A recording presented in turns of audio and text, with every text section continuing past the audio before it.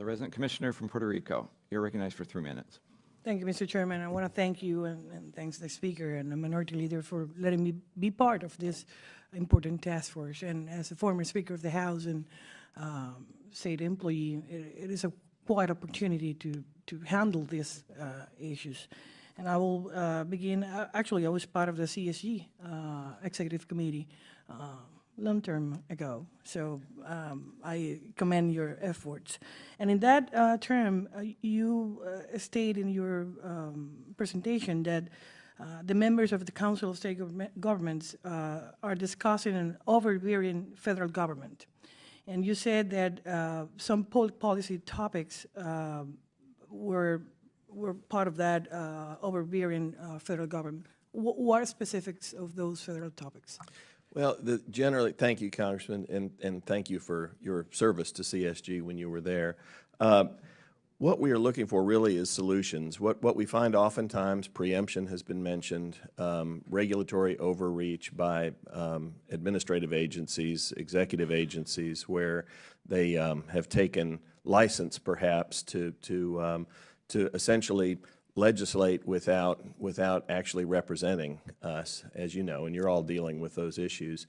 So what we're really trying to do is look for solutions for defining what more effective consultation is and collaboration, rather than complaining about overreach, finding ways that we can communicate more effectively. In Tennessee, we had an instance where, in the case of the clean air, clean power regulations, there was pretty effective communication and outreach with our Department of Environment and Conservation. On the other hand, defining waters of the state was not as effective. There was not as effective consultation, and that ended up in litigation. So we're looking for ways to effectively communicate better and avoid those problems. I will make this question, and everybody in the panel can either answer or send comments on the question.